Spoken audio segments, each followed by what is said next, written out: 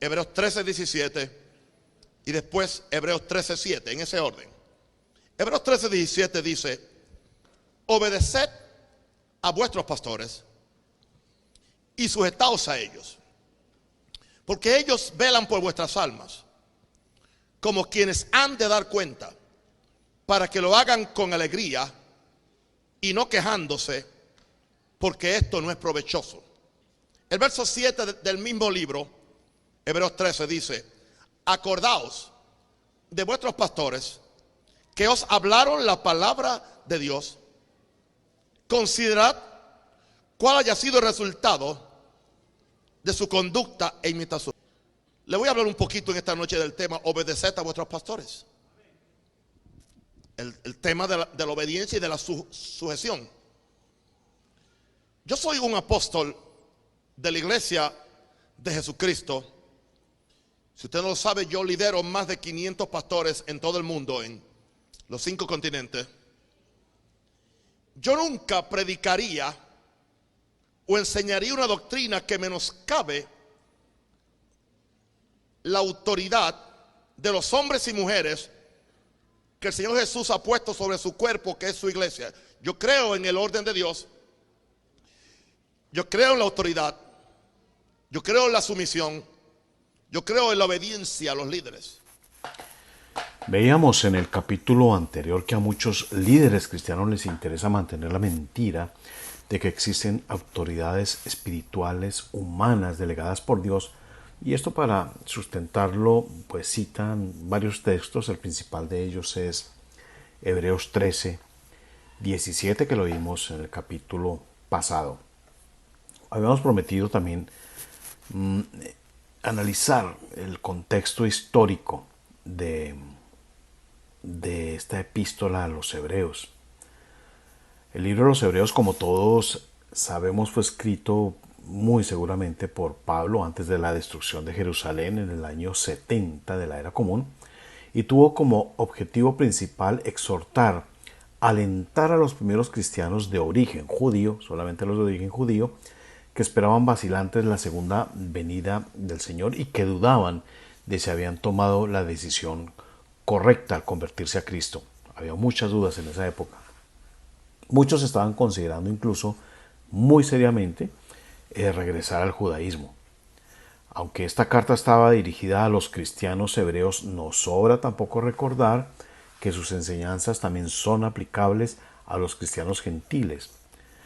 En la introducción a la carta de los Hebreos, el comentarista de Expositor Greek Testament hace estas observaciones importantes. Dice él: el objetivo del escritor era desvelar el verdadero significado de Cristo y de su obra, y de ese modo eliminar los escrúpulos, las vacilaciones y las suspicacias que rondaban las mentes de los cristianos judíos, turbando su fe, limitando su disfrute, rebajando su vitalidad. Rara vez, si acaso alguna, se ha emplazado a los hombres a que efectúen una transición de similar coyuntura y acompañada de tanta oscuridad. Habiendo sido educado en una religión en la que había sido persuadido a creer que era de autoridad divina, se le pedía ahora al judío que considerase como anticuada una gran parte de su creencia.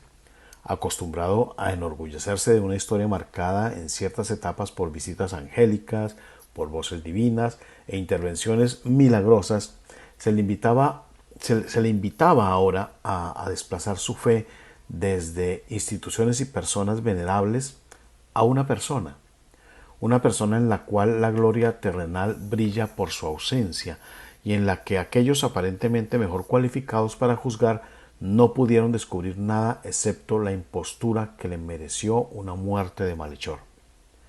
Habiendo atesorado con extraordinario entusiasmo como su herencia exclusiva el templo con todas sus asociaciones reverenciadas, su Dios residente, su altar, su majestuoso sacerdocio, su relación completa de ordenanzas, ahora el instinto del cristiano recién convertido lo obsesiona de que hay una creencia esencial en todos esos arreglos.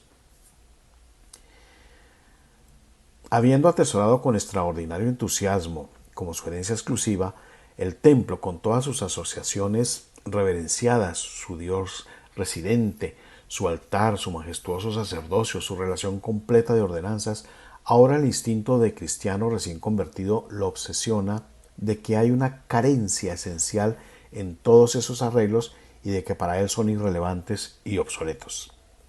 Para el judío, en unas palabras, Cristo debe haber creado tantos problemas como los que resolvió. Muchos cristianos judíos deben haber pasado aquellos primeros días de una inquietud angustiosa, llamados a confiar en Jesús por todo lo que sabían de su santidad y verdad, y no obstante, penosamente perplejos e impedidos de una confianza perfecta por la espiritualidad inesperada de la nueva religión, por el desprecio de sus antiguos correligionarios, por el abandono obligado de todos los adornos y la gloria externos, y por la aparente imposibilidad de encajar en un todo consistente la magnificencia de lo viejo y la exigüidad de lo nuevo. Entonces, muchos cristianos de esa época, igual que ahora, sabían que lo viejo estaba lleno de pompa, de magnificencia, de esplendor, todo lo que necesitaba de los sentidos físicos para ser apreciado. Alguien me preguntó hace poco el significado de por qué esa complejidad, de cómo se construía el templo, por qué tanto bombo, tanta pompa. Y pues aquí vamos a ver esa respuesta. Entonces absolutamente nada de esa ostentación, de esa pompa, estaba presente en la nueva fe cristiana. No había edificios, no había coros solemnes con individuos especialmente preparados para ello, tampoco había trabajadores en el templo, porque no había templos cristianos, sino que se reunían en hogares privados, comunes y corrientes. La fe cristiana tampoco necesitaba de esas fiestas especiales 3 veces al año. No había rituales, no había clase sacerdotal, no la había en los primeros tiempos del cristianismo, ni altares, ni sacrificios materiales. Tampoco se necesitaba en la fe cristiana un símbolo especial, ninguno. Incluso en la celebración de la Cena del Señor se empleaban cosas extremadamente corrientes, pan y vino, normales en todas las mesas de los creyentes y también de los gentiles. Definitivamente, tal como dice el comentarista arriba citado, era la exigüidad de lo nuevo. Los cristianos hebreos tuvieron que aprender que el servicio a Dios, su adoración, no dependía de asistir a ningún sitio sagrado especial, ni necesitaba de una clase sacerdotal que los dirigiera, que los gobernara, nombrada por Dios para que los guiara, bueno, más que los guiara, los ordenara en los asuntos espirituales. Tuvieron que aprender también estos cristianos hebreos del primer siglo que el reunirse no era un acto especialmente religioso, más que cualquier otro aspecto de su vida cotidiana, como el comer en familia, como asistir a los enfermos, como visitar a los hermanos en desgracia. No había pompa ni ceremonia en el hecho de una reunión cristiana, como sucede en muchísimas iglesias, si no la mayoría de hoy. Las reuniones de los cristianos de esa época tenían como objetivo el amor fraternal, el animarse unos a otros, como dice Hebreos 10:25, el animarse unos a otros para la edificación mutua, evidenciando que había una relación de familia bajo la jefatura del Hijo de Dios, no de ningún hombre, donde todos los reunidos eran iguales ante Dios sin rangos espirituales. Evidente. Lamentablemente muchos de esos cristianos hebreos estaban regresando a las cosas viejas, nos menciona esa carta, a las cosas que necesitaban de los sentidos físicos, como la pompa, la clase sacerdotal separada de siervos, ministros de Dios, con vestidos y funciones especiales. Empezaron a necesitar de nuevo los edificios especiales sagrados, los altares visibles, los coros, los bailes y todas las demás cosas que impresionaban la vista y los demás sentidos físicos.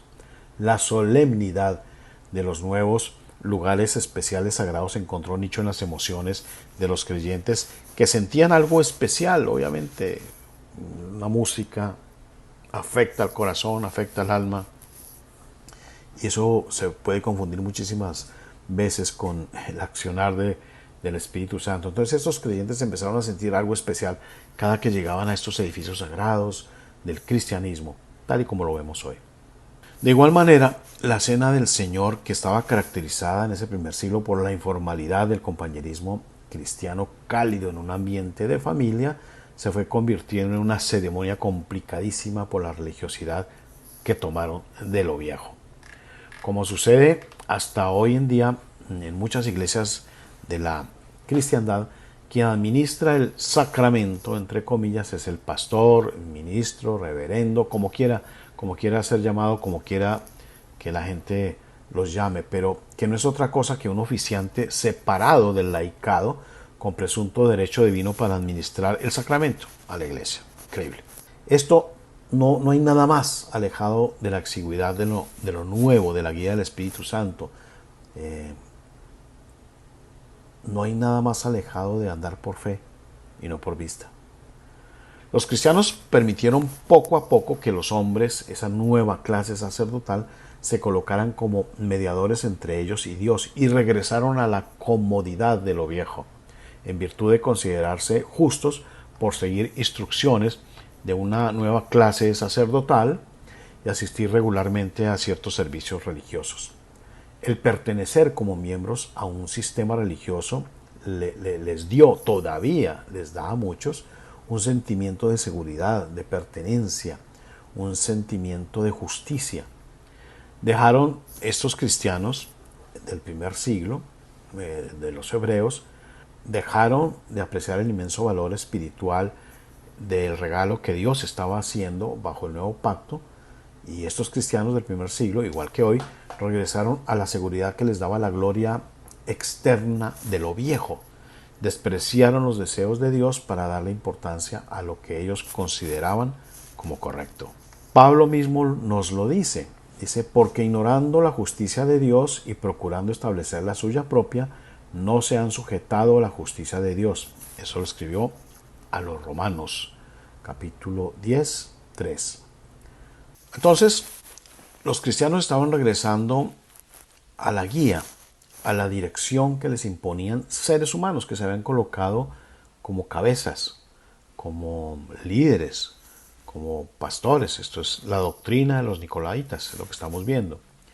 Entonces, bien o mal intencionados, eso no podemos decirlo, olvidaron que ese texto de Romanos, porque todos los que son guiados por el Espíritu de Dios, estos son hijos de Dios, dice Romanos 8:14 y Gálatas 5:18, pero si sois guiados por el Espíritu, no estáis bajo ley. Es decir, la ley, lo viejo, con toda su pompa, su ceremonia, su clase sacerdotal, sus coros, sus edificios especiales sagrados, sus altares visibles, sus ofrendas ostentosas, su distinción entre el clero y el laicado, todo eso quedó abolido por el sacrificio de Jesucristo. Los cristianos de ahí en adelante debían permitir la guía invisible del Espíritu Santo, y el aceptar esa guía invisible mostraba que eran hijos de Dios. Eso lo dice claramente Gálatas. Pero si sois guiados por el Espíritu, no estáis bajo ley. Todo lo que les daba sentido y seguridad, templos sagrados, clase sacerdotal, altares visibles, etc., fue hecho obsoleto mediante el sacrificio bendito de Jesucristo. Las rutinas religiosas, las personas que antes reverenciaban como sus sacerdotes, sumando las cosas visibles ya descritas, se habían evidenciado como tremendamente deficientes y conducentes al error fatal. Después que Pedro habló a los judíos todavía incrédulos acerca de esa clase sacerdotal que había repudiado a Cristo, empujando al laicado y a repudiarlo también, y después de que les dijo que ya no necesitaban esa estructura religiosa porque el Espíritu Santo sería el guía particular de cada individuo, los oyentes le preguntaron compungidos: varones hermanos, ¿qué haremos? Están Hechos 2:37. Aunque es evidente que hoy no existe una clase sacerdotal cristiana que rechace de plano a Cristo, cada uno de nosotros debe decidir si obedece a Dios o a los hombres. Se acepta la jefatura de pastores, de sacerdotes, de ministros cristianos, como se llamen, por considerarlo lo más conveniente y práctico, o se coloca bajo el mando directo de Jesucristo. Cada uno de nosotros debe decidir si acepta sin cuestionar ni verificar las instrucciones de los pastores, o por el contrario, debe uno decidir si escudriña las Escrituras para ver si esa exhortación o si esa enseñanza tiene fundamento bíblico. Siguiendo así de esta manera los cristianos, el ejemplo de los cristianos de Berea, quienes no se asustaron ni reverenciaron la investidura apostólica de Pablo, cuya autoridad él sí la tenía, era un apóstol nombrado directamente por Jesús. Los cristianos de Berea no se dejaron obnubilar por ese destello y verificaron todo lo que Pablo le estaba diciendo. Pablo no se ofendió ni dijo, ustedes por qué verifican, ustedes deben creer que todo lo que yo digo es verdad porque yo soy el apóstol de Cristo. Al contrario, tampoco reclamó su legítima autoridad apostólica, sino que llamó nobles a esos cristianos que estaban verificando, esos cristianos de Berea. Igual que los hebreos, a quienes fue dirigida la carta, a muchos cristianos de hoy en día se les hace muy difícil aceptar esta verdad bíblica. No pueden entender cómo es posible seguir la guía del Espíritu Santo sin necesidad de un intérprete, un mediador humano, alguien que tenga autoridad espiritual.